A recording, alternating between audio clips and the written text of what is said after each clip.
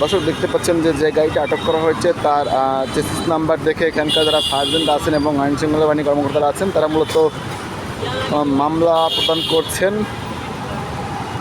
এবং যেমন তো যাকে যে মূলত গাড়িটি রাইড করেছেন তারও লাইসেন্স নেই, ড্রাইভিং লাইসেন্স নেই এবং গাড়ির যে নাম্বার প্লেট সেটিও নেই। দেখতে পাচ্ছেন যে এই গাড়িটি মূলত রাফ ড্রাইভিংয়ের ফলে আজকের এই বিজয় সরণি মোড়ে আটক করা হয়েছে। হ্যাঁ বলেন। আর দক্ষিণ সিগন্যাল চলে ও পশ্চিম সিগন্যাল থেকে গাড়ি দ্রুত গতিতে মানে ঝুঁকিপূর্ণভাবে গাড়িকে নিয়ে আসে। আমি এই পূর্ব সিগন্যালে দাঁড়াইছি, ওখান থেকে আমি ওর সিগন্যাল দিচ্ছি, সিগন্যালটা সঙ্গে সঙ্গে আবার একটা বাইসাইকেল ছিল, বাইসাইকেলের উপরে ওর গাড়িটা উঠে মুখটা হয়তো আঘাত পাইছে। আর এখন কী ধরনের পদক্ষেপ নেবেন?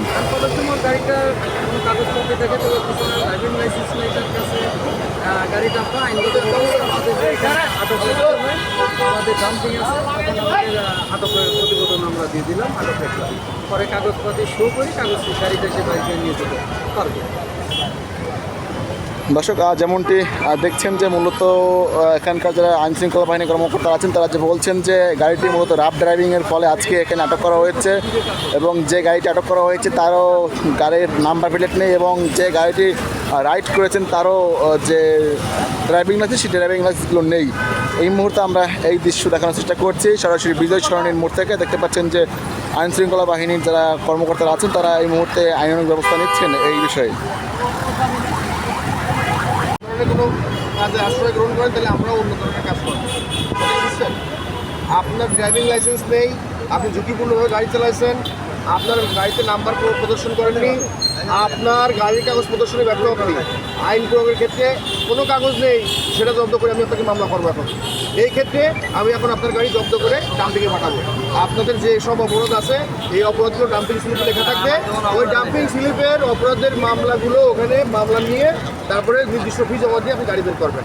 ধন্যবাদ। গাড়িটা ডাম্পিং দেবেন। দর্শক দেখতেই পাচ্ছেন যে মূলত যে গাড়িটি আটকানো হয়েছে তার যে নাম্বার প্লেট সেই নাম্বার প্লেট নেই এবং তারা বলছে দুজনেই স্টুডেন্ট, তবুও তারা মূলত যে রাফ ড্রাইভিং করছে সেই রাফ ড্রাইভিংয়ের ফলে একজন পথচারী মূলত খুব বাজেভাবে আহত হওয়ার পর্যায়ে গিয়েছিলেন এবং আমরা যেমনটি দেখানোর চেষ্টা করছি একেবারেই কোনো যে নাম্বার প্লেট সেই নাম্বার প্লেটে কোনো হদিশ নেই। আমরা এই মুহূর্তে সেই দৃশ্য দেখানোর চেষ্টা করছি।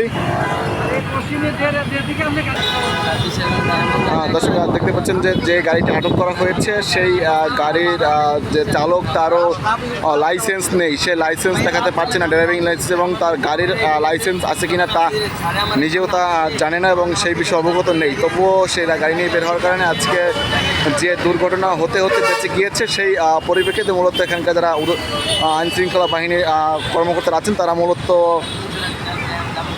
আইনানুগ ব্যবস্থা নিচ্ছেন। এই মুহূর্তে আমরা যেমনটি দেখানোর চেষ্টা করছি যে মামলা হয়তোবা দেওয়ার চেষ্টা করছেন।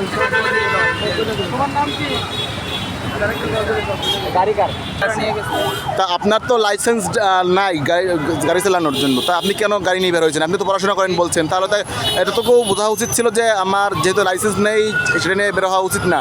একটা ব্যস্ততম শহর ঢাকার ভিতরে আপনারা লাইসেন্সটা কেন বের হয়েছেন বলেন একটু? আপনাদের কি বেরোনো ঠিক হয়েছে কিনা?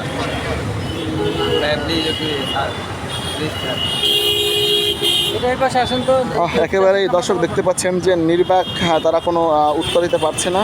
তারা একেবারেই দেখতে পাচ্ছেন যে গাড়ির চেসিস নাম্বার দেখে মূলত তারা মামলা দেওয়ার চেষ্টা করছেন।